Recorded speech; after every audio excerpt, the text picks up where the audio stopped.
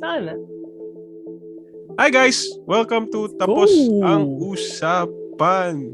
Tapos talaga. Tapos malala. Tapos talaga. Pwede na tapusin to, alam mo yun? Tira tayo ng controversial na topic, tapos tayo. Tapos talaga, agad-agad, no? I mean, isa rin naman sa mga ginagol natin yun eh, di ba? Kaya ngayon yung title ng podcast natin. Easy clap. Para alam mo yun, para pag na-cancel kami, alam nyo na kung bakit. Hindi kami taot. Kasi, wag naman. Welcome to Tapos na Usapan. Kung saan lahat ng pinag-uusapan tapos. Hindi naman. Anyway, kamusta ka bro? Yeah. Kamusta? Ito, okay naman. Ding chillin lang pare. Been chilling. Ding chillin, yes sir. Ayun na.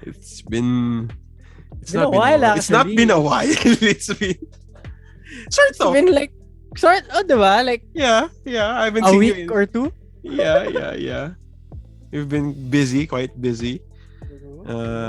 Pinagkakaabalahan ko ngayon is yung work pa rin, and yung banda ko right now, which is sobrang nakikita ko yung mga videos mga mo yung mga klase talaga. Binubuhat lang ako doon, pre. Ewan ko sa'yo. Recently kasi yung group na yun, sobrang fortunate ko lang na masama sila. Talagang iba talaga yung iba talaga yung feeling na yung kasama mo nasa medyo mas mataas na level sa'yo. Tapos you're trying to catch up or like may nahabol. May thrill yung ibang klase, di ba? Bro, like nakaka-miss din yung ganun na parang pangit pakinggan eh, diba? Ayun nga, sabihin ko pa lang sana. Like, we're not telling na kami parati yung pinakamamaw or pinakamagaling sa stage pag sakali. Pero, you always, or like, hindi naman always. There comes a point sa yan. pagiging musikero mo that you encounter a stage in your life, you're playing with the band, and ikaw na yung pinaka, like, you can consider yourself as like one of the best musician in your group, in your band, like musical or like technique wise, nag-improve ka to a certain degree na you can say na medyo naiiwan yung ibang kasama mo. Sort of. Pag ikaw na yung tinitingala sa banda nyo or sa grupo nyo, di ba?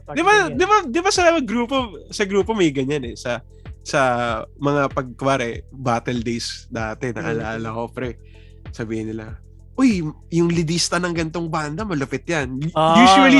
Usually ang pinakalagi mong malalaman sa grupo, pinagmamalaki nila is either malupit yung leadista nila or malupit yung drummer nila. Diba? Yun yung usual eh. Uy, magaling yung drummer niyan, chumachops or kung ano man ginagawa niya. Malupit yung palo niyan. Basta malupit yung palo niyan. Diba? Or yung gitarista yan, kaya itong ganitong kanta or Tama. Pumapat Metheny or Pat Metheny. Nakaasa. Umiingwi Malmsteen ganun. Umiingwi Malmsteen or pre, kinakain yung gitara habang sumusolo. Same. Bihira mo kasi marinig yung ibang like, yung keyboardista niya malupit. It comes to may certain like degree, parang kung nasa high school band ka, ang malulupit usually gitarista, drummer, yun yung pogi sa grupo eh. Tapos once you go to a different, once you go to pag naka-level up ka sa banda mo, tumanda ka, not necessarily level up per se, pero like once you grow older, usually ang pinakamagagaling sa banda keyboardista. Diba? Pag once you nagdadala talaga eh. Like malupit yung keyboardista niyan. Or yung yung vocalista niyan, ganito ganyan. Or yung bahista yung technicalities is nagiging mas intricate. Kasi nung college or nung high school tayo or college, usually yung banda natin is not as technical as yung banda natin right now. Basta makatugtog. Diba? Like the usual technicalities is not as much as it's not as intricate as yung high school days natin na pag high school, ang pinaka-bida lagi is drummer, gitarista. Tapos yung vocalista, tropa lang na sa tono. Marunong kumanta na. Brad, sige, kanta ka sa banda namin or Oo. Uy, yan? Bumibirit yan. And to be fair, like honestly, nakakamiss din ng mga ganun. Kasi ngayon, lalo na sa stage na ano na nga natin, parang we take it more as like a job or some sort. Kasi dati, di ba, parang kapag isali kang Battle of the Bands, parang, uy, ano lang, friendly laban lang. Like, friendly yabang laban lang sa school or yabang lang sa unsaan, di ba? Crush ka na, magiging crush ka ng crush mo. Extra pogi points, extra kung ano man, whatever. Yun lang, maliit lang na bagay. Pero, as you grow older nga, as you level up in a way sa pagtugtog, mga ganyan, may sense of responsibility din kasi, di ba? Kasi at the end of the day, yung nakukuha natin sa pagtugtog natin ngayon, yun yung pinapakain natin sa sarili natin or kung sa pamilya man natin or whatever. Yeah, saka yung ano mo rin, yung level of detail of work ethic mo as a musician it becomes much more deeper. Kasi you have a more understanding dun sa pagiging musikero mo, di ba? Like it shifts. It shifts. Kasi dati, well, if you're starting to work na rin, syempre yung trabaho mo, you see it more objectively and in a more open perspective. So hindi na laging pabida, hindi na laging solo, hindi na lagi si Kaskas, hindi na lagi si Slap, hindi na lagi si Chops. Laging may intricacies na siya na i-introduce sa ano mo. It's not going to be all about you anymore. Yeah, you're playing for everybody. Nagiging team player ka na diba? So, nawawala na rin yung yung I mean, hindi naman nawawala yung fun. Fun pa rin siya. Obviously, pero it's a more... we're not going to be doing this if it wasn't, diba? Yeah, if it wasn't fun, we're not going to be doing this. Pero it becomes a bit more technical in a certain degree. Pero yung nakakamiss din nga yung ganun, yung sa battle, diba? Naalala ko yung mga battle dati, Brad. Saya yun yung mga days na yun yung mga times na hindi ko rin makakalimutan minsan sa pagtugtog ko It feels like yung a long time, may certificate pa, yung mga ganyan. Yung mga bagay na talagang na-take for granted natin yung mga araw na yun Kasi once you go through all of that, tapos nakalampas ka na dun, there's no going back. Mismo. Diba? Kaya ako na yan, kasi may nakita akong article sa Bandwagon. Pinag-usapan nila yung top 10 guitar riffs. Ay, patay tayo dyan. That's always so debatable.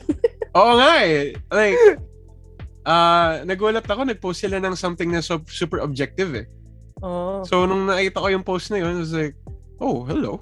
That's it really depends on who you're asking Yeah. No, I mean, they're talking about this in a Filipino OPM perspective. Still, ganun pa din in a way. Yeah. Pero ano lang, like, gitaristang Filipino or nagtanong lang sila ng mga... Filipino lang. So, well, according to them, well, the iconic... Medyo na-intriga din ako the iconic guitar riffs part 1 siya. Na-publish siya like 23 hours ago. So, ang era is 70s, 80s, and 90s. So, I guess encompassing those years. Which is pretty interesting list kasi it's I gave it a listen and yeah, it's quite interesting. They sort of nailed it. But the problem is the OPM history of the Philippines is not that deep. True. Like honestly, hindi siya ganun hindi siya ganun ka rich in terms of like mga artist na pwede mong pakinggan Hindi talaga siya ganun ka rich in terms of especially nung 70s, 80s, 90s even. Well, 90s was we're kind of going somewhere, pero it's not as vast. So, number 1 na sinabi nila, well, this is in 70s, I guess. Juan de la Cruz Band, Beep Beep. Which is actually fair. I would say fair. I mean, I hindi ako nakikinig ng ganung era Pero familiar ako sa Juan de la Cruz, obviously. True. Same. Yeah. Let's see. Una pa na naman So parang nag-gauge out ko pa. So, di na natuto Gary Valenciano version. Jazz feel. I actually gave it a listen. It's not a very guitar-heavy track I mean, there's parts of it, pero hindi siya super guitar riff heavy na maaalala mag-gitara agad.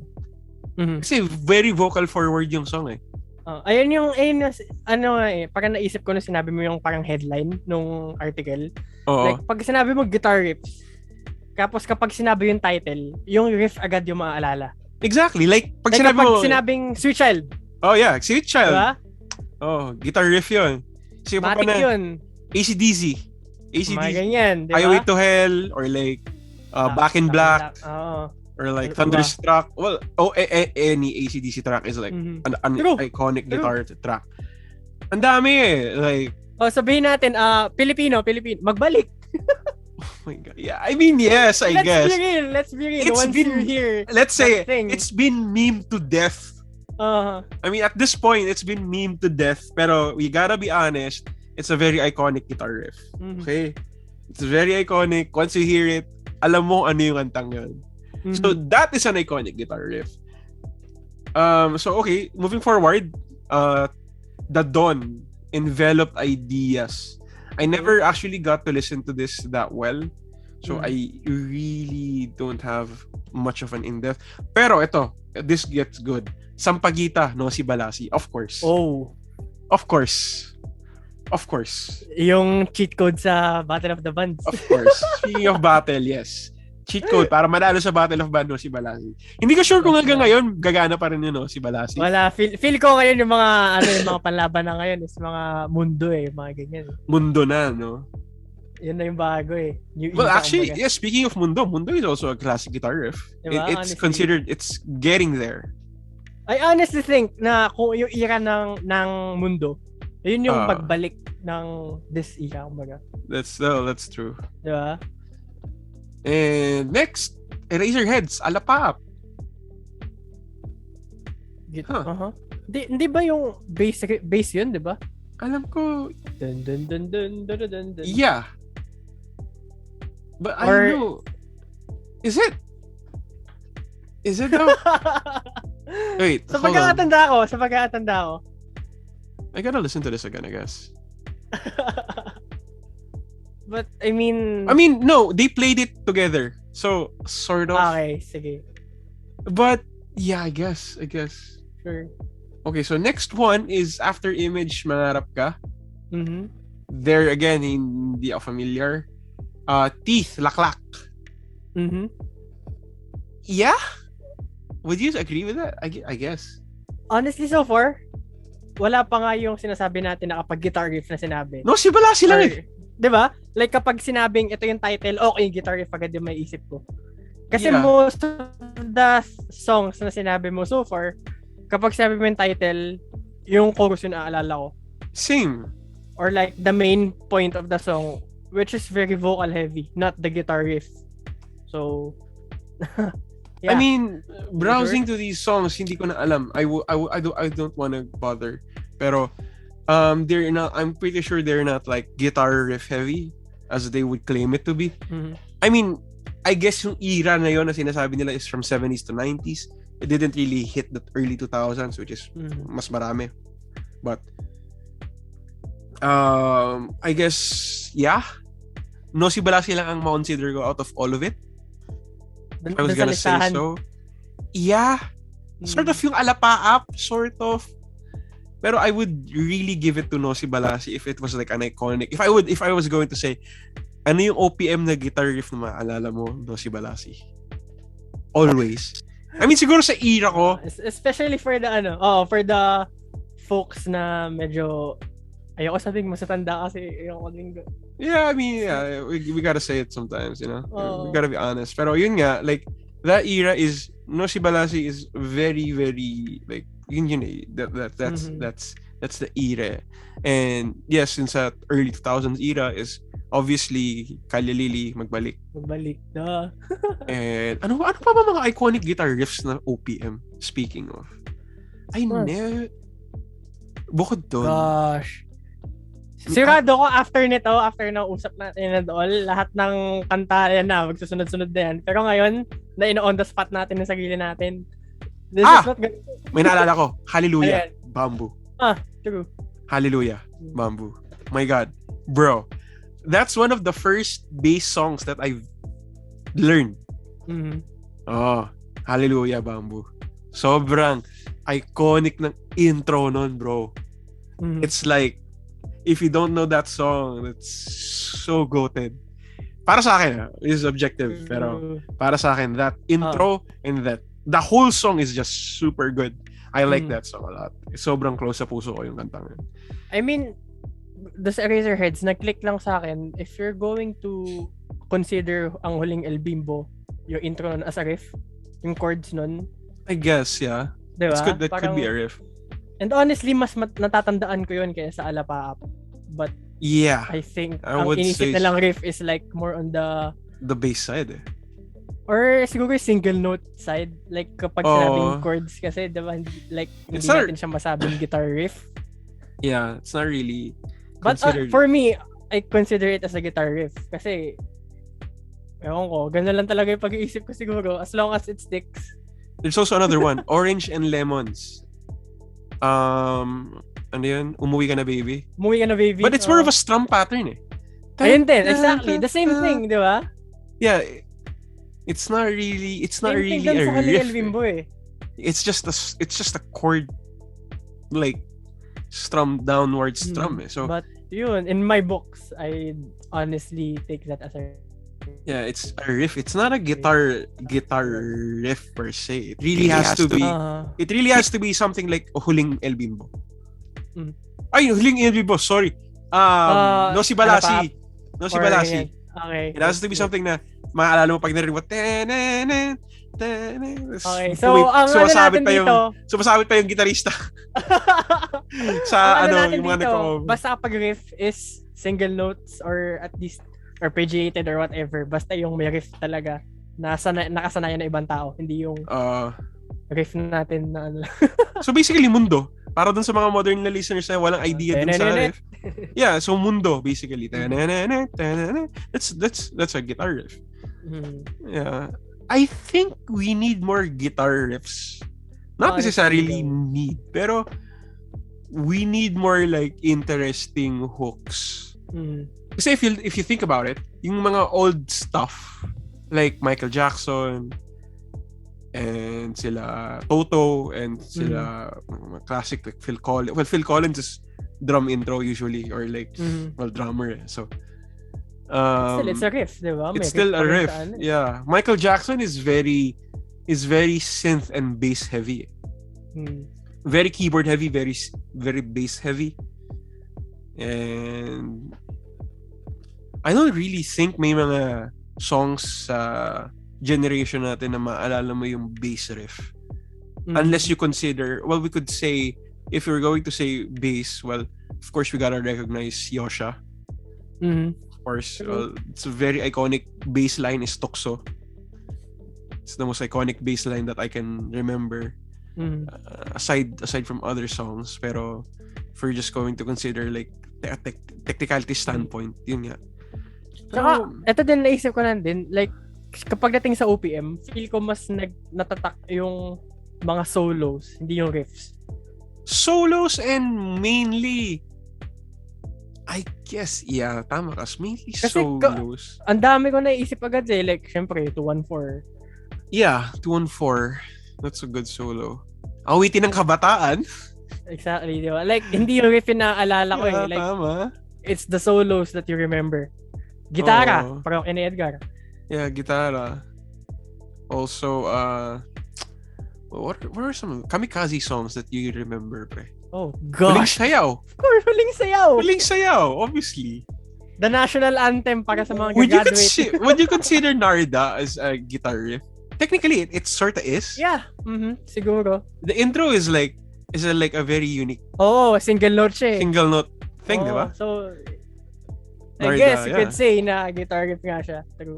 I mean, Kamikaze as a band is very, naman talaga eh. Guitar heavy, di ba? Totoo. Like, grabe. I mean, Jomal pa lang, ang laki na ano sa akin. He's one of the biggest reasons kung bakit din ako nag-Epiphone Dot. Kasi nakita ko yun sa kanya. So, I went with it. Kasi, wala eh. There's just something about them. Tapos, ayun nga, going back, mas lang talaga, feel ko, mas angat para sa atin yung solos instead of the riffs. Totoo. But we can be totally wrong and so, sabihin nyo lang kung may mga maaalala kayo, just tell us. We could be botching this. Pero Yeah, those were the golden days. Pero in terms of the indie sound ngayon, ano yung mga naiisipan ng mga guitar riffs? Wala akong masyadong... Well, I guess Four of Spades took a whole lot of that as well. Naman yun eh. Like, it's a very... Magaling naman yung bandang yun eh. They're really technical. Siguro, December Avenue? Oh, Sleep Tonight. That intro. Diba? December Avenue. Yeah, that intro, dude. That intro, yeah. Lola Amor, in a way. Wait lang! Why are we Jensen! Jensen and the Flips! Jensen and the Flips, yeah. Come on! Yeah, wait, which song? Love Plus You. Love Plus You. Tapos, ang dami! Like, ano pa ba? Ito, sinisilip ko na nga yung ano ko eh. Sinilip wala, may kodigo. Di ka fan. Sorry. Ang dami! Yeah, I mean, one of my favorite Jensen tracks is Slow. Gusto ko yung song na yun, Slow. Take it. Yeah, okay, I'm not gonna botch this. Really one of my favorite songs is Slow. Body Talk, isa din sa pinakagustong-gusto ko. Body Talk is actually quite good. Tapos, honestly, now that I think about it, Jensen and the Flips has a lot of songs that has riffs, lalo na sa unahan. Dangerous. Diba? Dangerous is actually really good too. Ano pa ba yung pinakinggan ko na ano? Karma Kill Me Now, of course. Karma Kill Me Now. Yeah, it's actually a really good example. Love Child. Yeah. Wait, what was that song again? I was thinking that artist sabayan din ni Jensen. Miles? Yeah, Silakbo. Diba? Miles Experience, sila din. You know what? One of my favorite tracks from Sud. Ewan ko familiar ka yung kanta na Smilky. Honestly, the best song of Sud. Pagka sa akin, honestly. No, sorry, not Smilky. Oh, yeah. I mean, Smilky is really good, but there's also this one song that I like, yung may riff sila. Teka. What was that guitar? It was that track. Oh shit, what song was that? same era ng Smilky eh. Like same album, yung black na na was it in the album? Was it in the I think it was, yeah. What was that? Make You Say. Yung intro ng Make You Say is actually really fucking good. I like that song. Gets. I like that song, bro. Sobrang... Sabi mo Smilky, wala eh. You got me there. Smilky is honestly actually a really good vocal track naman. Gusto ko yung ano niya, intro niya. Maganda actually yung lyrics. It's very sensual, I guess. So, if you're going to be picking out the lyrics itself, you're going to get it. You're going to get it. I mean, that could go both ways now that I... Going get it, bro. Okay. Pero another thing na kanta nila that I like is Baliw. Gusto oh yeah, their new track is actually, yeah, it's actually really memorable. Speaking of, we haven't talked about yung intro ng Oo by UDD. Honestly, that's a very iconic keyboard intro.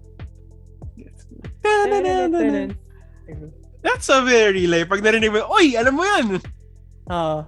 Yeah, and F to that because we just got the news that Army. Well, it was quite a tagal na siya, diba? It's been a few weeks na Army Millar is leaving and she's gonna do solo projects na with D Sound. She's gonna be working with D Sound. I think D Sound is gonna be producing Army. So yeah, I mean, I'm a big fan of D Sound, so that's a plus for me, I guess. So we're just really wishing na it could have been kept together. Yeah, I mean, I was wishing that we could have kept both things working together, but I guess in terms of like creativity, it could like, I don't know, it could get through you. I mean, in bro, some ways. ilang taon na rin sila? Decade na ba din sila? Yeah, I think they've been playing, if I'm not wrong, they've been playing for 14 years. If I'm not wrong. 14 or 15, di ba? Mga ganyan. Yeah, yung nakita ko sa post is around that many. I gotta fact check this if it's honestly speaking, di ko makita yung sarili ko. What, playing for that long? Playing for a band, for the same band for 15 years. Grabe yun. Oh, well, the first album they made was in 2006. So they're more like 17 to 18 years. That's quite a long time, bro. Dude, that is longer than my fucking music career, bro. I was 6 years old, bro. You were 6 years old. Tangina. Hindi pa ako bumahak ng gitara nun, bre. Same. Honestly, drumsticks pa hawak ko nun. Wala kang alam na instrumento during those times, bro. Pero pasampas ko pa yung mga lata ko na nido nun. Ang maalala ko, ang first instrument na nahawakan ko was drums. Doon sa church ng lolo ko. That was the first instrument I ever touched. Pero hindi yun yung natutunan ko. Tapos piano, kasi may piano sa bahay dati sa lolo ko. Bahay ng lolo ko. Tapos, yeah. I got. I really do think na ang dami talaga sa atin, like mga musicians na sa drums talaga sila nauuna. Kasi it's really easy to get into it eh. Like, you don't need necessarily a drum kit to play some beats. Like, pwede mong hampas-hampasin lang yung lamesa nyo. No, pwede ka rin hampas-hampasin ng parents mo. Exactly, but ang tatanda ko yun. Like, takot ako nun kasi ginagawa ko dati. Kasi wala akong drum kit nun. Until now naman, wala akong gamit talaga. Yung ginagamit kong drums nun, or like, yung mga timba na nanay ko na nasa baba na nakikita ko. Tapos kinokolekta ko, tapos nilalapat ko sila sa tapat ko. Tapos kapag may nabasag, tinatago ko kasi, oh my God, anong gagawin ko? Lagot ako nito sa nanay ko. Yeah, pero it's really something, now that I think about it, it makes sense. Kasi karamihan nga na natatanong ko din, na nakakakwentuhan ko, ng mga musician, like, they started out on the drums. Drums talaga, no? Oo. So parang, dun nagsa-spark yung parang love nila for music. Tama. Yeah. Tangent lang. Pero, yeah, maiba tayo. Pero ikaw, laking church musician ka talaga? Ako? Hindi. Kasi so ako, I just started out playing sa church around 2016, I think. 2016, 2017. So, very lately lang. Tapos, dun na ako nag-push, lalo na sa gitara. Yeah. Kasi dati, nung drummer pa ako, more on, yun nga, Battle of the Bands lang talaga yung ko. Tapos, more on the drum and lyre side, yung mga marching band. Hindi ako sa mga banda. Puta, dito, marunong ka pala mag-twirl na drumstick. True. Doon talaga ako nanggaling. Doon talaga yung upbringing ko sa music. It's not the band scene. Kaya punasok ko yung band scene, yung indie scene and everything. It's very new to me. Kaya kapag napanood mo din yung past episodes. May alternate universe pala to na gumagaspel chops ka. may tayo. May multiverse tayo, pre. May alternate universe pala tayo na gumagaspel chops ka. Hindi natin nakuha yun. Wala eh. Malay natin, meron din na nagpa-piano, di ba? Yung mamaw mag-piano. If only. Siya namin ni Arvin, keyboards or piano, yun talaga, isa sa natin, frustrations natin, no? Frustrated pa rin ako hanggang ngayon eh. Honestly. Oo, bro, if matututo ka ng piano. Pero I think I have to because I'm planning on going back to school. Pero if it doesn't require me, medyo tamad rin ako mag-aaral ng instrumento na bago. Since I alam mo yun, like, I feel, hindi ako mahilig mag-aaral ng ibang gamit until na-master ko yung craft ko. Kasi, tama, totoo. There's this feeling sa sarili ko that doesn't sit right with me if I don't complete or like I don't feel confident enough that mag-aral ako ng isa pang instrumento and just for the sake of like studying another instrument. Meron akong ganung pag-iisip. Siguro part ng may ADHD ako or something, pero when I try to study something, I try to focus tapos tapusin ko 'yun. And alam mo naman natin na ang ending naman ang cycle ng music, it's A continuous learning process. Doesn't end. True. Doesn't end. True. Maski gaano ka nakagaling or how kaya sabihin mo old you sarili are, mo kung gaano ka nakamamaw or whatever. It's a ever continuous process. It just grows and grows. It doesn't stop. That's the beauty of music. Like, one day you'll think na okay ka na, pero bukas may makikita ka na naman ng musikero na paano yung nagawa yun. So you'll have another learning process to go through. Kaya nga nakaka-challenge, diba? Tapos sinasabi natin na parati yung mga bata nga ngayon sobrang ibang klase na sila, ibang level na sila. Tangina, lumalak ng buwan na tayo mga yun, no? Inahanip. Ano bang klase? Hindi ko nagawa dati? Tangina dati, no? Iba lang. Naalala ko dati nung age ko siguro sila, yung age nyo, tangina, ginagawa ko lang dati nun. Tangina, Dota lang ako nun dati. Kailan lang kasi ako late ako pumasok sa music talaga eh. Pasok ako sa music, 16 ako eh. Sobrang late ko. In terms of like, diba, sa generation ngayon. Mga bata ngayon, they've been playing since like they're 8 or like 5. Tapos, yung generation nyo, mas earlier pa nga kayo eh. Like, ilang taon ka nag-start ka tumugtog? Ng drums? Or ng gitara? Gitara. Let's say just guitar. Around, I was like 12, I think. 12? Oh, tangina.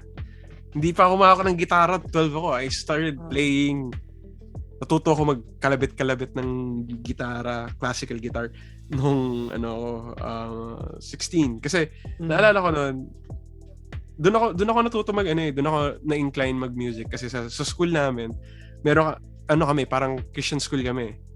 Tapos merong church rin yung school. So, meron kaming may mga worship service sila doon. Tapos, anong nangyayari? Yung mga estudyante tumutugtog. Tapos, tapos, tamad ako mag-aral ng instrumento. Sobrang tamad ko, pre. Ayaw ko mag-gitara kasi nakita ko yung gitara, oh shit, ang daming chords. Ang dami pinipindot, pre. Totoo naman. Magaling mag-memorize eh. Sabi ko, ano yun? Hindi ko gets. Sabi ko, mag-bass na lang ako. Mas madali eh. Ano lang eh, bass note lang eh. Isang kalabit lang tumutunog. Years after. Years after. Oh God, what have I been into? Oh my God. Pero yung nga, like, bass is easy to learn, hard to master. Ganon siya. It's that kind of instrument. It's easy to learn, it's easy to get to know it, but it's hard to master. Yun yung viewpoint ko sa kanya. I mean, I think it's the same with most string instruments. Like guitar is easy to get into, hard to master. The same then with piano, every instrument. Pero, well, it's with the electric guitars. But if it's with the real bass, the upright bass, it's a hard instrument to get into and hard to master. Kasi, well, if you've ever seen an upright, it's a huge... ang issue mo number 1 mo is yung height. Sobrang laki ng instrumento. I've played an upright and it's actually a really medyo intimidating siya. Especially pag hindi ka sanay at hindi ka ganoon comfortable sa playing mo, it's very intimidating. Lalo na pag nakakita ka ng 7/8. Kasi usually nakikita mo na sizing is 3/4, which is the student grade. But if you've seen a 7/8, and nahawakan ko yung upright ng teacher ko sa Manila before. Nakita ko yung upright niya, tinry ko. 7/8, ang laki! Laki ng 2 tao. Oh God, nakakatakot yung 7/8 na upright, man. Yun yung full size eh. As the 3/4 is yun yung usually nakikita mo na hinahawakan ng mga estudyante and ng mga players na on the go. Kasi it's really small, it's compact, and it sounds nice.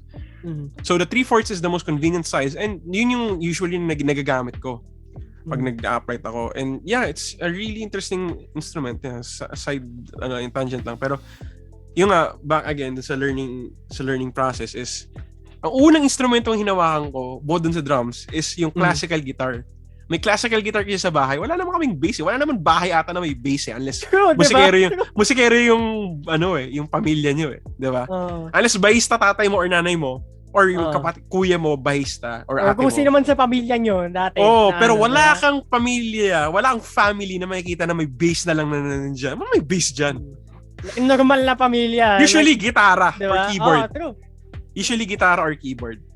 Yun yung hindi, ganito na lang. Ang lagi mo makikita sa Filipino household, gitara. Gitara. Laging may gitara. Hindi mo mawawalan ng gitara yan unless, I don't know, hindi ko alam bakit pala. Actually, kahit hindi yung mga inclined sa meron pa rin sila eh. Diba? May gitara. Usually, laging may gitara. So, ang first instrument na nahawakan ko is yung gitara ng nanay ko. Fernando na classical guitar, brad. Tapos, yun yung una kong bass. Yun yung una kong bass. Tapos, nilalaro-laro ko yun. Naalala ko yun dati. Tapos, sinabi sa tatay ko na gusto ko mag-bass. Mm-hmm. So, nagpabili ako ng bass. Yung first na instrumento ko na nabili ko is Samick na Greg Bennett sa Laser. Na 5-string. 5-string na agad. Hindi ko rin alam bakit 5-string yung binili ko noon. Sobrang stupid noon. 5-string ako. Kasi cool eh. Laki nun eh. How stupid was that? Tapos naalala ko, bro, ang first fuck up ko dun sa bass na yon. Kasi nagtutono ako dati sa magtutugtog ako sa church nun eh. Tutugtog ako. So tutono ako. Tataranta ako kasi magsisimula na yung service. Tangina yung B string ko, pre, napigtas na naputol ko, na overtune ko siya. Tapos pak! Tanggal yung lipad yung fifth string kasi yung tuner pala na gamit ko, yung puke ng inang Kerub na yon, hindi niya kaya ng low B. Yung pang-gitara. Oo, hindi ko naman, siyempre wala akong idea dati sa may tuners pala for guitar. Hindi, meron. Naka-Korg ako na tuner noon eh. Pero hindi ko alam na hindi niya pala kaya yung B string. Wait. So, pag pihit ko, putang ina, hindi niya kinaya, natanggal yagi. So, ayun, hindi niya marinig or hindi niya maramdaman na yung hindi niya marinig. Sobrang baba. So, yung B string ko, tanggal. Pero in the first place, hindi ko naman ginagamit yung B string kasi I don't really know how to play it before. So, the E string was fine. Pero, syempre, may tendency ako na alam mo yun, uncomfortable ako tumugtog ng incomplete yung strings eh. Hindi ako comfortable eh. So, yeah. Pero yung nga, like, nung naputol ko, sabi ko, oh, shit. Yun yung first fuck up ko sa strings. Ever since yun, well, it never happened to me ever again. Pero, yun nga, that was the first, yun yung first experience ko na naputulan ako ng string. Hindi ko makakalimutan yun kasi B string yung naputol ko, pre. Alambre yun, talaga. Bro. Alambre. Ang kapal nun, tol, sa naputol ko. Alambre yun na wala sa'yo. Kaya hindi ko makakalimutan yung first string naputol ko eh. Sobrang memorable niya eh. Kasi sa gitara, sa gitara kasi normal maputulan ng string eh. God. Like, di ba? Maputulan ka ng string, normal yan eh. You expect it. You expect na puputulan ka. It's not something na uncommon. It's really, ilang beses ka na puputulan ng string pag tumutugtog ka sa, sa practice na lang.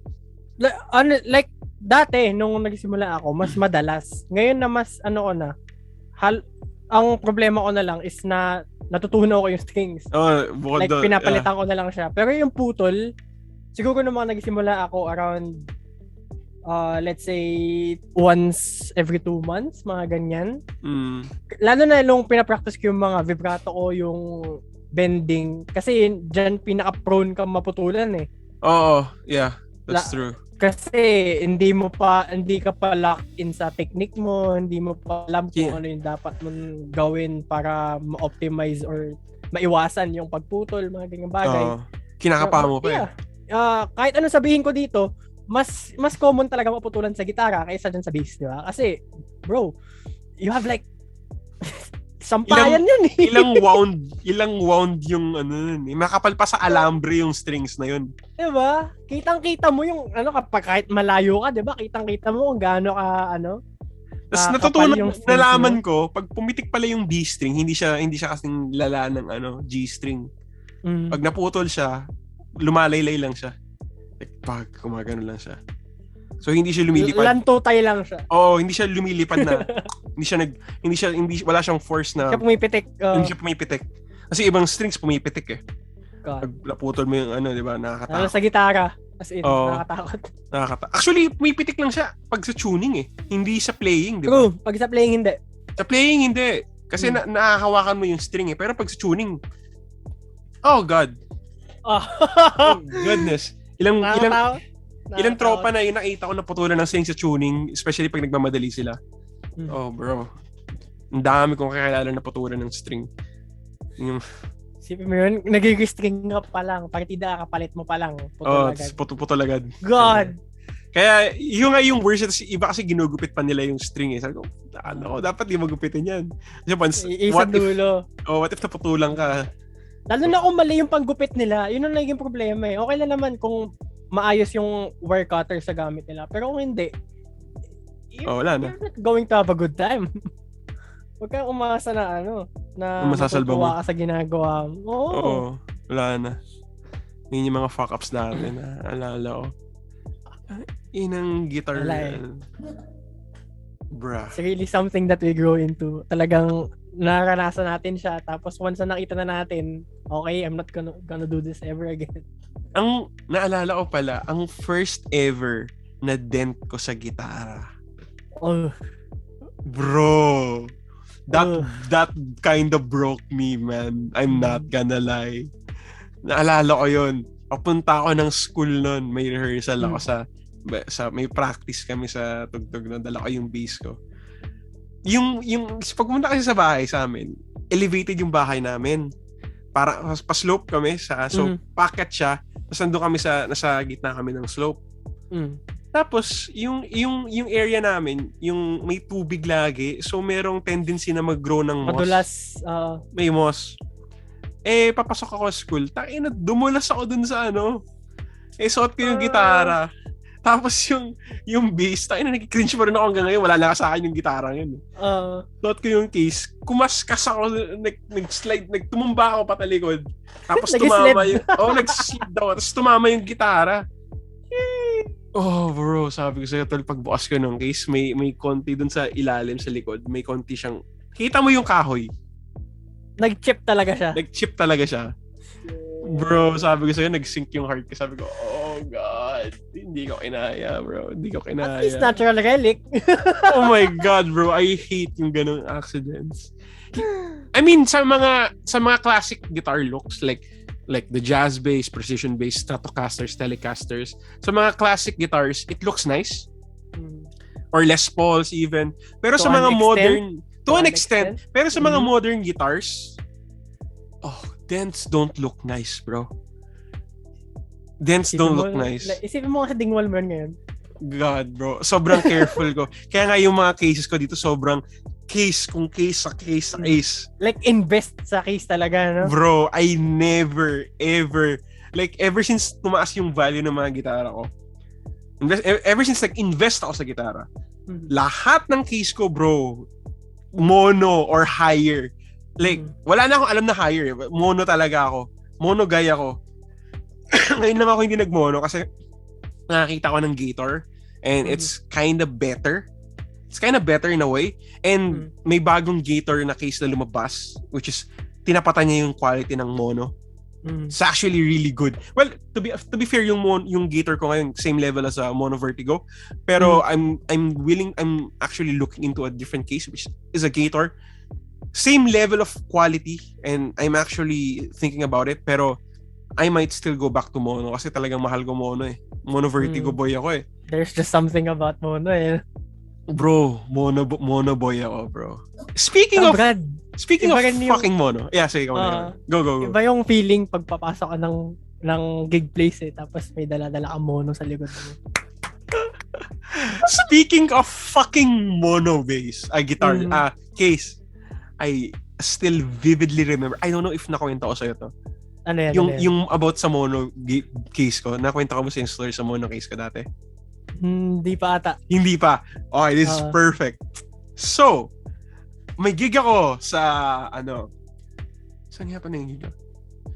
Basta, may gig ako sa, kasama ko sila Gabe nun eh. Sila Gabe Piolo. I think, hindi sa Sagiho yung gig ko. Hindi ko alam kung sa Sagiho eh. Basta, kasama ko si Kenneth. Malalam si Kenneth.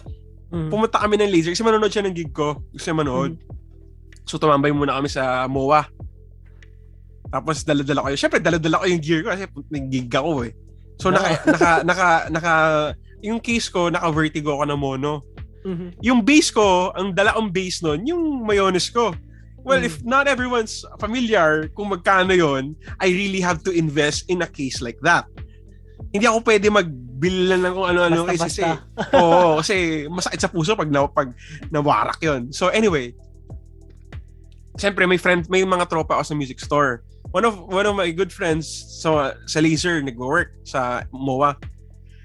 So naisipan ko pumunta. Wala siya doon.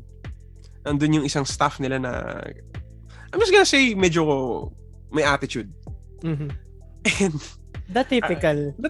And I was just trying to kill time. Tumatambay lang kami doon kasi we're just trying to kill time. We're looking at some equipment kasi naghahanap si Kenneth ng gitara nun eh. So sinamahan ko siya, tumitingin siya ng acoustic, tapos dala ko yung case ko, yung mono ko, obviously. Tapos a customer came in sa store. He was looking for a case. Sabi niya, "Sir, may ano ba kayo? May case ba kayo dyan ng gitara? Naghahanap kasi ako eh." Tapos tinignan niya nakita niya ako. Sabi niya, yung parang mono. So, parang naghahanap siya ng same quality. Pero yung not the same budget. Tapos, this dude, this staff guy, he, out of nowhere, just says, "Sir, ito," nagdala siya ng case. Tapos pinakita niya. Tapos may pinakita siyang case. Tapos sabi niya, "To sir, okay to. Hindi niyo na kailangan magmono. Hindi naman mga musikero rin ito yung pantotoong musikero. Hindi naman pang musikero talaga yung mono eh." So sabi ko, what? Tangina, narinig ko yun, bro. Kasi pinaparinigan niya ako. Kasi nandun ako sa tabi nun eh. Paano ko hindi maririnig yun, bro? Ang late lang. If you've ever been to Laser MOA, it's actually a really small store. Tsaka yung mga store sa MOA, di ba? Like yung matatangkad, tapos maliliit lang talaga. Exactly. Tapos andun lang ako sa gilid. Tapos he was tinitira niya ako sa likod ko. It's like, naririnig namin ni Kenneth. Sabi ko, the fuck is this guy saying? He had to go there, ha? Nagpaparinig siya. Tapos sinabi ko sa tapos nagparinig din ako, hindi ko sininirap. Sabi ko, may sabihin mo sa harap ko. Tapos, tangina, this guy just tried, paglabas namin sa music store, kasi na-bad trip kami, tapos parating na rin yung tropa namin na mag-drive sa amin sa gig. Lumabas kami, hinabol kami, tapos parang gusto yatang manakot or something. Nakita niya na mas malaki pala kami sa kanya. Nakita niya maliit siya. Pagpunta niya sa amin, nagmamadali si Engot eh. Tapos nung nakita niya kami, umalis na lang bigla eh. Pero hindi, may sinabi siya. Tapos hindi niya naman kami minura, pero sinabihan niya na lang na parang sinabihan niya ako na, "Sir, kung may gusto kong sabihan mo ako ah." Tapos parang, what the fuck? Ikaw yung nagpaparinig, tapos ikaw yung magkukupal ng ganyan. Kasi, some music store experiences na naalala ko. It's really something, no? Like, ang dami. It's really sad to tell na ang daming ganyan dito sa Pilipinas. Bro, ganito na lang. Kung in comparison sa music stores dito sa Vancouver, yung level of hospitality nila dito. Although may kupal pa rin dito.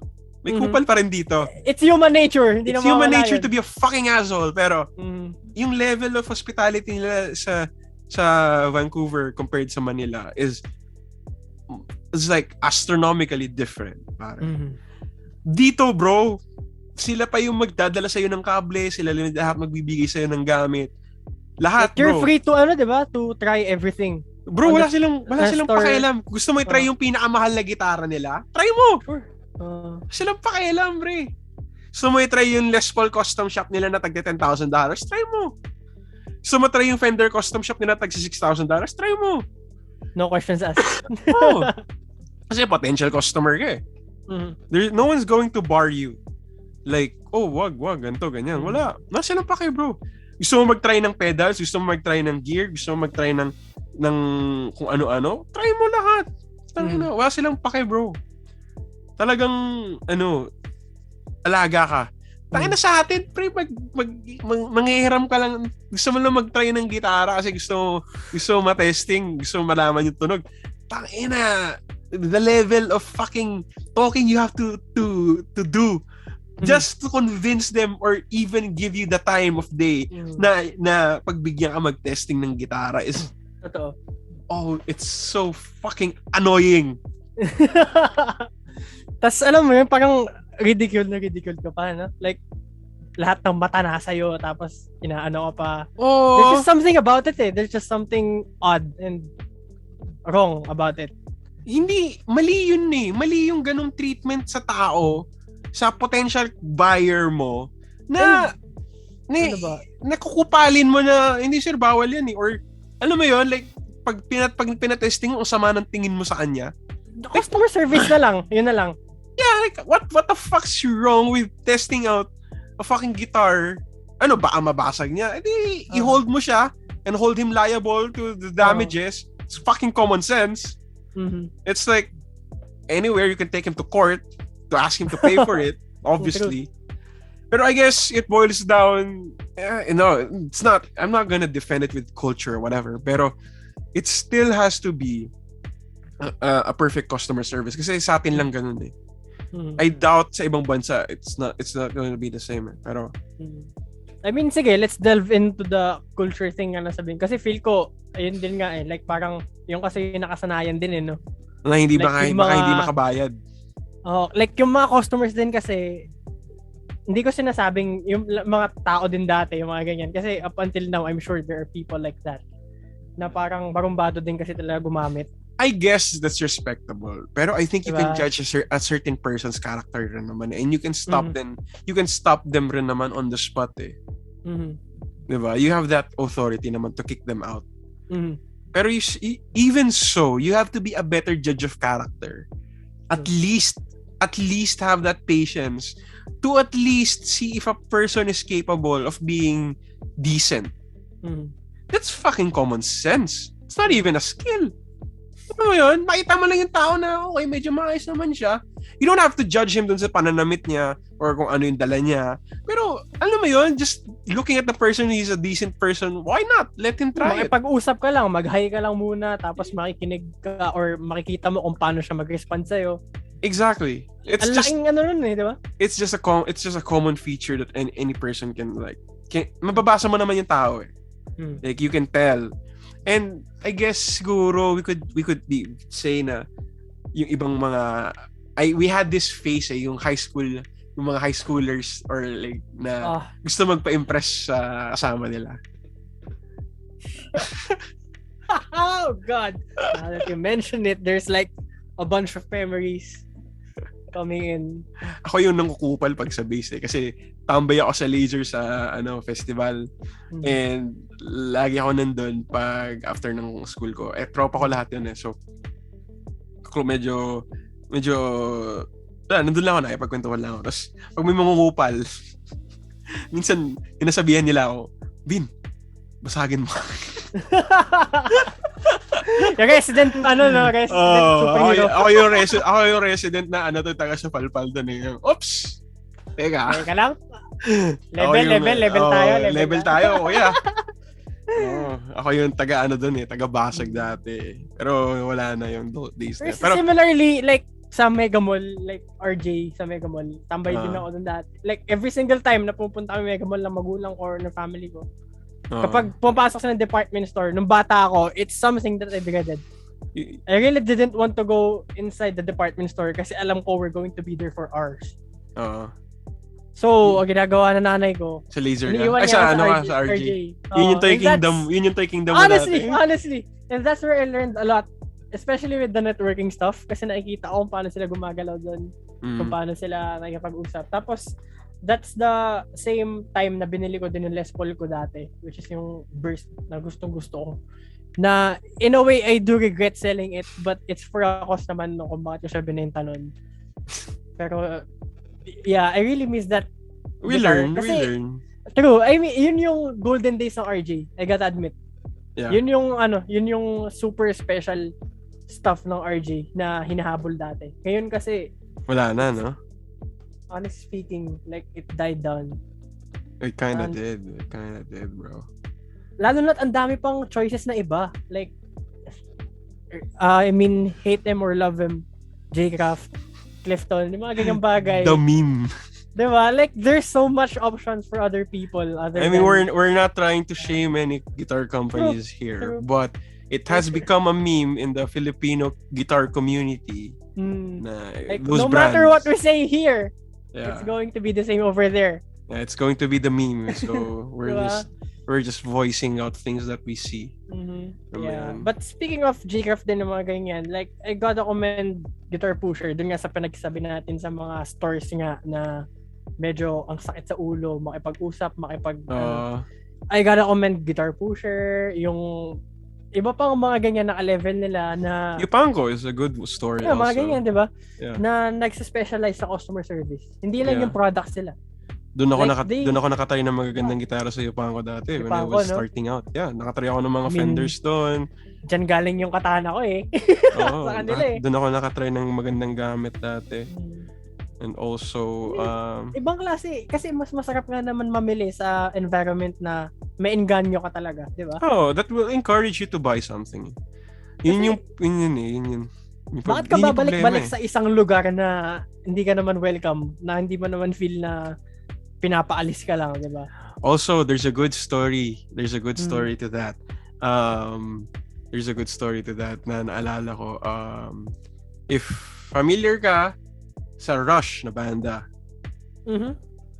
yung guitar player, yung banda na yun is a Canadian band. And one of the most infamous stories is yung gitarista nila tambay sa music store dati. Tambay siya sa Long and McQuaid, which is one of the oldest music stores in Canada. Canada, di ba?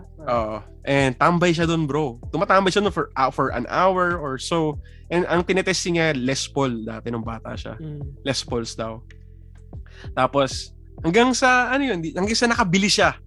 And ngayon meron na siyang signatures for Les Paul. Pero alam mo 'yun, yung ganung story na isipin mo 'yun, they were letting him try the Les Pauls. He wasn't able to afford it before. And now, alam mo yun, that level of relationship towards a certain brand builds over time.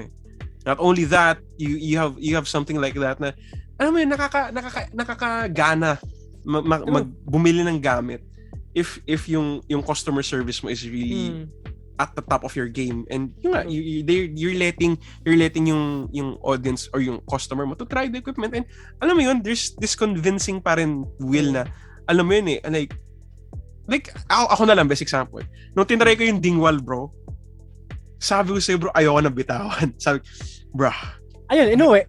Bro, I gotta have this, bro. I gotta have this. Tinry ko lang siya. Pero isipin mo, hindi nila pinatry sa akin yun. Hindi ko malalaman na maganda pala yun.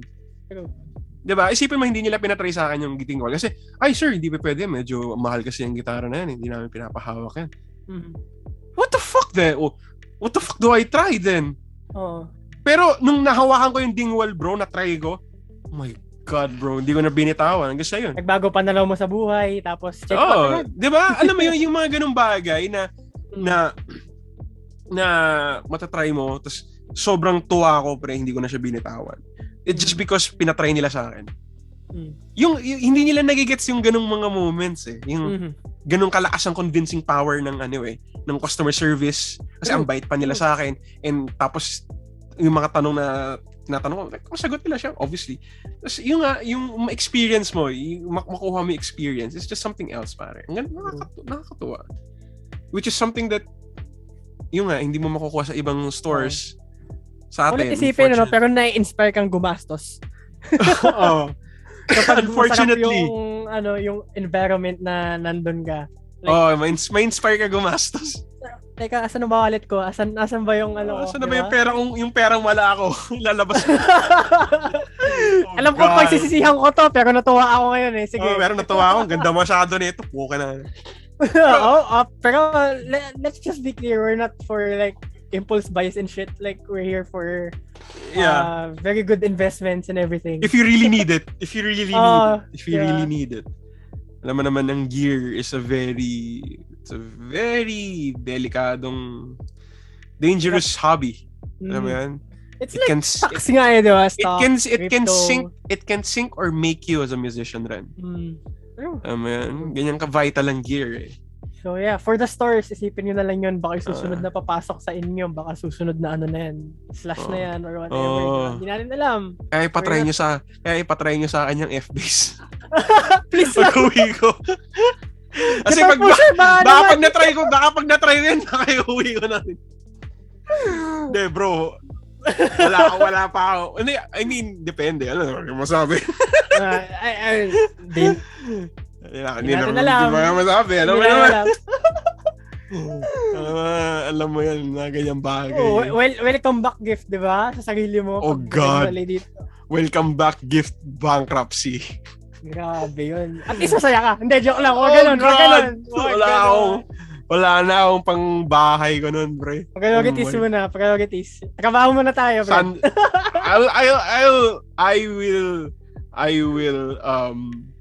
I will consider a Sandberg, though. Rupok? Oh, God. Mahirap. Huwag ka muna kaya umuwi. May Sandberg rin dito. So, wala rin. Doesn't really matter. No choice na. Wala talaga. Wala kang kawala. Oh my goodness. Tangin na tong gear na to. Tangin na tong gear na to, man. Speaking of gear. Ano yan? Gear tayo. Ano yan? Ano yung opinion mo? Saan? Sa gear. Is it really important to have good gear? Or fuck all skill lang talaga? Ito lang yan eh. If you're going to be, let's say, dun ka iaasa mo lahat sa gear mo. And you're going to fuck everything aside from gear. Like practice and all, learning new stuff dun sa instrument mo or kung saan ka man tumutugtog or whatever. Yeah. That's bullshit, pare. No matter how good your gear is. You're right. Water down or boil it down, kung ano man yung term, kung ano man yung phrase, boil it down sa kung paano mo siya gamitin. Oo. Di ba? Kasi, meron kang custom shop, meron kang 10 helix, meron kang pero hindi mo naman siya alam gamitin. Hindi mo naman siya, like, hindi mo alam kung ano yung kailangan mong gawin para ma-fully utilize kung ano man yung hawak mo. Oo. Like, dun sa ano yung maraming knobs na na sinasend mo sa akin na bass, Arbs? Oh, shit. Yung maraming switches. It's like, ano ba yun? Atelier Z ba yun? Mga ganyan, di ba? Like, Atelier Z is one. We're gonna go further. There's also... mga wall ba yun? Wall, yeah. Wall is also infamous. Pero depende pa rin eh. Depende kung... Sa mga yung mga ganun kasi is usually specs ng customer. Hindi naman talaga nila trip yon. If you see their technical or their catalog is not really very technical. It's very like bare bones, like volume, band EQ, tapos passive active switch. Sa mga bass guitars na medyo boutique, yun yung pinaka basic setup. Parang average average. Volume, either volume tone, tapos band EQ, tapos active passive switch, yun lang. Yun lang yun. Tapos bihira yung may ano tawag dito? Ano yung stacked? May tawag sila sa stacked na na knobs eh. Yung parang concentric dual, pots ba yun? Tama, basta yun. Gets ko na yun. Pots. Basta yung stacked pots. Yeah, that also is very boutique. Common. No, very very common sa mga boutique brands. Pero ang pinaka-common na configuration sa lahat ng gear is usually, even sa guitar, is volume, tone. Or diba? Tapos, going back, like, if bumibili ka nga yan, makakabili ka nga yan, sige, sure, kasi yun na. Hawak mo nga. Pero hindi mo nga alam kung paano siya gamitin, kung paano siya i-utilize. Yeah. What's the point? Kasi, honestly, I could say, confidently, kahit anong gitara ibigay mo sa akin, I would still sound like me.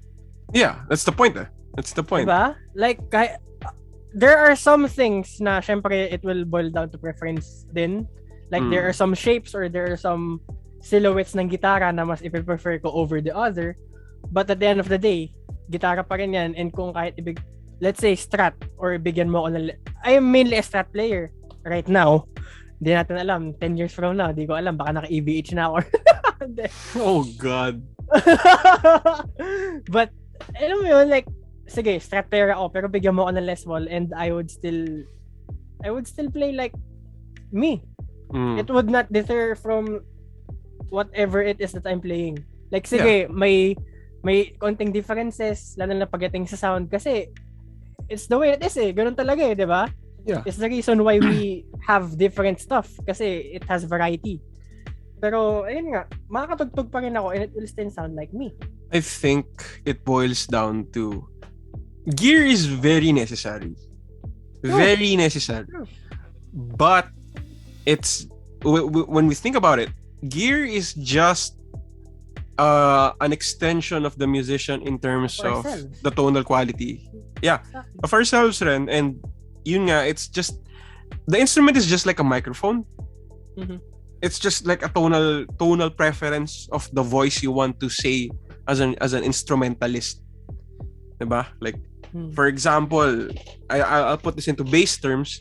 If you want a punchy mid sounding bass, you go for a precision bass. If you want a more aggressive sounding bass with a lot of like bright highs and very powerful mids, you go for a jazz bass. If you want a more modern sound, you go for like a modern bass, like a Dingwall or like a Nord's, like a Strandberg, like a Mayonnaise or like an Ibanez, something like that. Yung nga so tonal preferences lang siya, which is just the voice that you want, which is yung pinaka-komportable or yung tonal preference mo tapos yung comfort mo. Pero ako, I do believe in expensive gear. True. I'm a number one pusher for like buying high quality equipment. Kasi it's a matter of comfort and playability and overall reliability sa stage. True. Kasi yung reliability ng medyo high-end instruments is vastly different compared to like, let's say, a $600 Squire. I mean, reliable yung Squire kasi it's just a very bare bones guitar. Anything na bare bones na guitar is very reliable. So, kung bibili ka ng Squire na passive guitar, it's very reliable. Pero once you go to like yung mga active equipment, anything active na equipment, you really need to like spend a little bit more, especially for the tone you want. And also yung electronics nga, tapos yung comfort pa, yung weight issues, ergonomics, yung sustain ng instrumento mo, saka yung tonal quality niya, nung nota. Kasi may hinahanap sila na parang piano sound. Pag sinabi kasi nilang piano sound, like glass piano sound, sinasabi nila doon sa term na yon is it sounds like a piano. It really does. Ang best example is yung mga gamit ko ngayon. If you play chords, it kind of has a piano timbre. Like, especially once you go to the lower or higher register, it really has a piano sound, which is really cool. Yun yung gusto ko sa mga gamit ko ngayon, is yung it has a bit of a piano quality, yung tunog niya na nakaka-capture ko yung piano sound, which is really something else na hindi mo ma-achieve. That reminds me, yung piano sound din, parang sa gitara, in terms of gitara, like may sinasabi din, lalo na pag sa Strat, may sinasabi na parang glass-like na na characteristic, which is yung parang glass-like, bell-like, mga ganyan, which is very hinahanap din siya lalo na sa mga vintage Fenders, mga ganyan. Yun lang, share lang. Yung kasi it reminded me. Yung nga so ganun ka important yung factor ng equipment.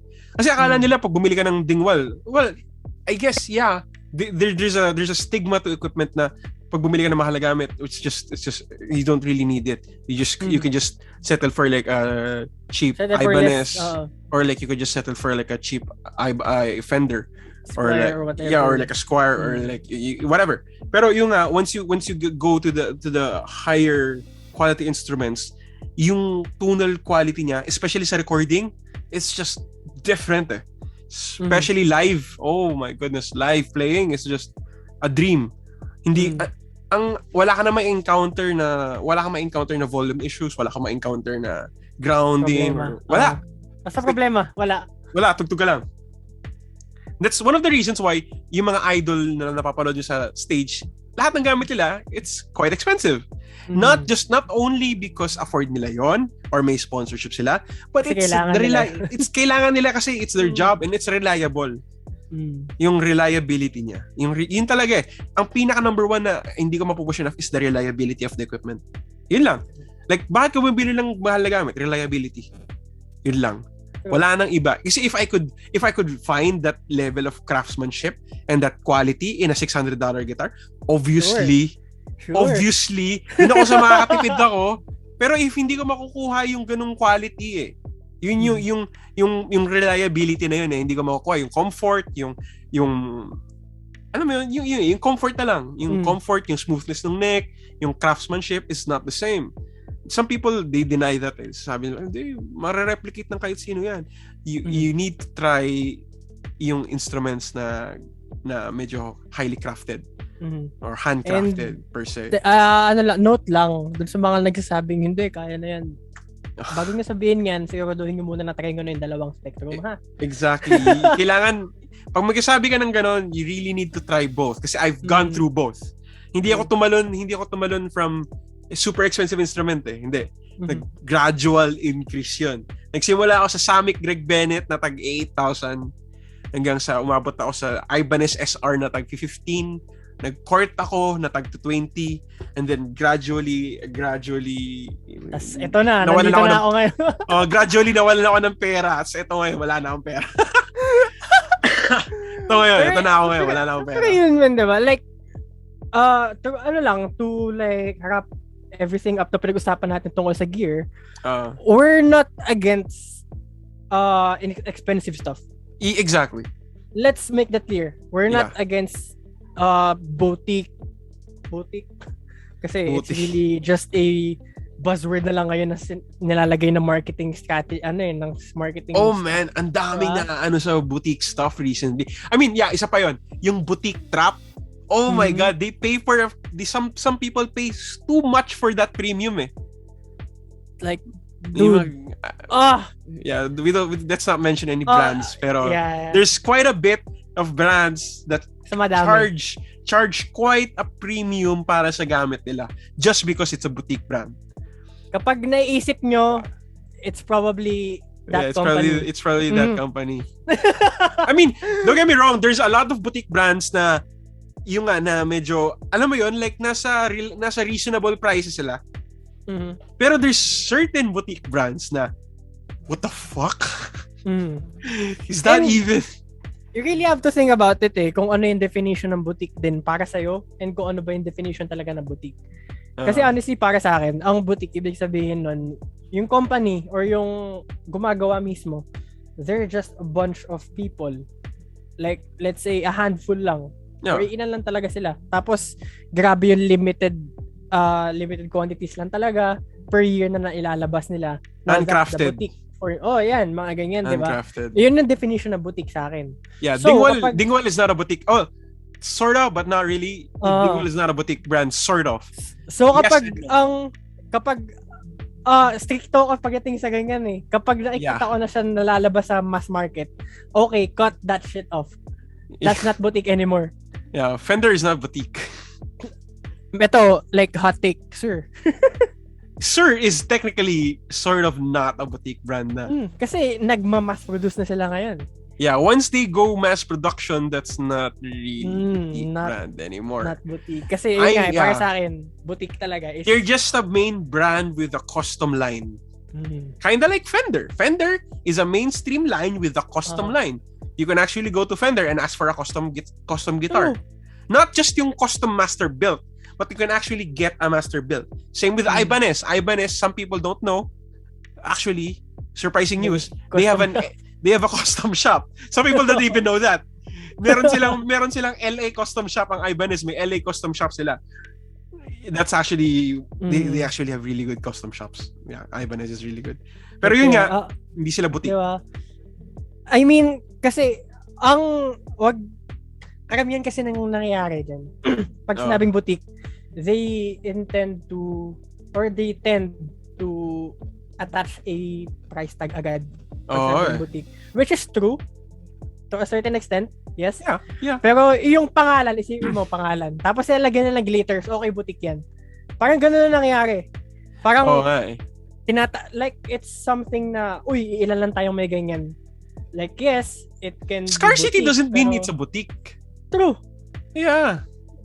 It's just, it is what it is. Konti lang talaga yan, di ba? Pero, if yung mass is mass produced pa rin siya.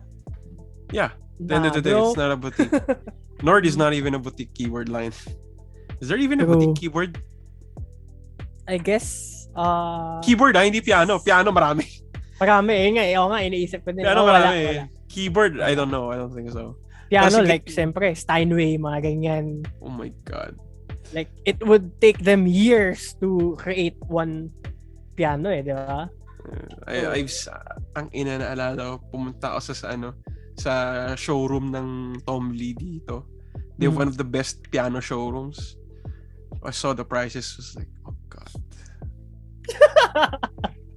I've never seen that many numbers in an instrument in my life. That many zeros ba? And many commas. Grabe, no? Bro. That's the first time I've ever touched that kind of expensive instrument. It's like, wow. Mahawakan mo lang yung price tag, feeling mo may ginawa ka ng mali eh. Ayoko nga minsan hawakan yung instrumento eh. So, baka mamaya pagbayaran nila ako ng magkano pag ginawa ko instrumento. May fingerprint. Sir, may fingerprint mo. Tayo dyan. Mukhang kailangan mo sir mag-down ng 50% wait. Kalat nun. Pero yun nga, di ba? Like, going back to the sinasabi mo, it's really worth it to invest in good gear. Especially if it's something that you really, really do need. Yeah. If it's essential for you. If it's need versus want. True. Need versus want. And ayun nga, going back to sinabi ko kanina na meron kang gantong gamit pero hindi mo naman din ma-utilize. It boils it down to that di ba? Like, kung meron ka nito and you really need it, you're going to be able to utilize that shit. Alam mo, yung usapan natin, alam ko, pwede mo pa ito gawing mas spicy, bro eh. Pero marami tayong mababangga eh. Mababangga, Brad eh. Baka maraming masaktan eh. Kung ikaw, as a viewer, like, nanginginig ka na ngayon, ay, magdalawang isip ka na. Ibig sabihin, sa'yo, parang tumatama sa'yo, hindi ka nakakailag di nakakailag. Galingan mo. You could tell anything to us. You could say na, wala lang kayong pambili, wala lang kayong ganito, ganyan. Like, bro. Brad, I don't think it's even the point of na may pambili, pero sometimes it's yung yan yung parati nila rebuttal, man. Yeah. Diba? Yung rebuttal. Yeah. That's true. Wala lang kayong pambili, kaya yung sinasabing wag, like, hindi nyo deserve or wag yung bilhin, ganito, ganyan. Like, bro, I could use that and use mine, whatever that I have. Yeah. And I would still sound like me. Exactly. Ikaw, pag pinagamit ko sa'yo yan, tapos pag pinagamit ko sa'yo yung akin, pag pinagamit ko sa'yo yung kung sino man dyan, would you be able to deliver the same amount of performance level or whatever? Debatable. Let's see. Hindi natin malalaman. Magkita na lang tayo sa Giyode. Kita-kits! Tuntukan na si Giyo. Gear off daw sa Giyo. Honestly, sa mga shoutout sa mga trash talk groups dyan, hindi ko sinasabi kung pero kung tamaan ka man, ikaw yan. Yung mga napikon lang, tinamaan lang, naghamon agad. Putang inang sobrang 2020 ng trash talkan groups. Di ba naging nag-pop off yung mga trash talk groups? Oh man, ang pinakamalala dyan yung sa Big Four trash talkan eh. Yung UST, UP, LaSalle, and Ateneo. Tapos, lalo na sa UST, ewan ko lang sa ibang universities. Kasi, syempre, sa UST. Tapos, ang alam ko, napasok siya ng admin. Tapos, nakita yung listahan ng mga pangalan kung sino yung mga andon. So, like, ayun yung naging sign para magsilabasa na lahat doon. Wala nang anonymity. Wala na eh. So parang, ayan, sige, labas na. Ayoko na dito. Natakot. So parang, Urong. Pero ngayon, buhay na buhay.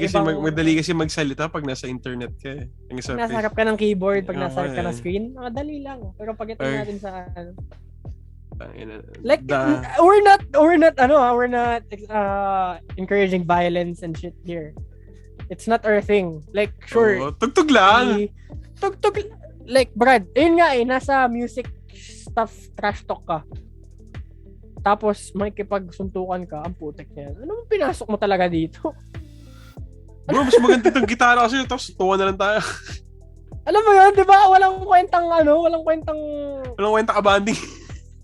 Bakit kabanding? Masaya makipagtrastukan kapag may substance yung kasagutan mo, tol. Sarap din katrastukan yung yung basag sa'yo. lang talaga. Yung basag sa'yo. Okay din kausap yun minsan. Pero minsan. Pag hahamong ka ng suntukan, personalan kayo. Basta walang damayan ng nanay. It's not the shit, bro. Come on. Grow up. Nakita kung saan tayo pinanggagalingan natin eh. Pinanghugutan eh. Wala. It's the real happenings eh. Happenings yan eh. Anyway, that was a pretty interesting talk we had. Ayun nga eh, medyo andaan natin pinas. And honestly, kwento lang na natin, every before episode, guys, naglilista kami ni Arvin ng possible topics. Sa lahat ng lista namin, wala kaming nakita doon ngayon. Wala tayong natira doon ngayon. Kasi it's snowballed. Kung saan tayo nagsimula, nag-snowball eh. So, medyo sensitive tong topic na to sa amin eh. Kaya may pinanggagalingan kami. May hinanakit kami. Kaya nilabas na. Ay, wala. Partida, wala pa sa recording gear yan. Good God. Shout out. Oh God, no! Recording. Yung mga recording headphones. Woo! Yun ang masarap. Anything that is that involves audio. Ganun na lang. Honestly. Ganun na lang. I-simplify na lang natin sa ganun simpleng salita. Anything that involves audio, it's just very toxic. So, maybe if you're a listener or if you're a musician or a producer, very toxic. Oh my God. Talagang may rabbit holes ka talaga mapapasok na punong-puno ng mga hotdog dyan. Kaya oh God. I love this. Gusto ko mapag-usapan to minsan. Kaso nga lang medyo let's see. Sa mga susunod na tayong dalawa lang kasi the next episode is going to be another banger. Gusto ko magkaroon tayo ng episode na gusto ko usapin natin yung isa sa mga admins ng group. Oh God. Idea lang, bro. Like, gusto lang namin kilalanin. Tapos yung community na nagawa nyo po. Like, bro. Let's see lang. I dream guess ko pare pag nakuha ko si JM Onelia. Oh gosh. I'm fucking telling Facebook.com will crumble pare. I'm going to fucking tell you, bro, if I can get JM Onelia. So, oh man, this is a cry for that, by the way. The titos will piss themselves. I don't know if JM is watching, but I know the guy personally. And I've hanged out with him, and I actually wanna have a sit down with him. Pero yeah, he's one of the future dream guests, I guess. True. You could say. We'll work on that. We'll work on that. Yeah, I'll work. We're going to be manifesting a lot. Like, pagdagasan natin yan na matindihan. Anyway, yeah, let's try to cap off the night. Sort of night. It's Jan. But yeah, guys, thanks for listening to our shenanigans tonight. And any final words, bro, before we go? Wala, sobrang if you're still with us even after ilang episodes na? It's like this is I have no may watch order but on 9th ata. If you're still listening to us even after all that episodes, even after all that blabbering and even after all that shit. Thank you. Yeah. Grabe. Natiis mo kami? Tangina ka. Sino ka? Sino ka ba? Text mo ako, mahal kita. Anyway, this has been Tapos ang Usapan. And see you guys. Bye. Next Friday ulit!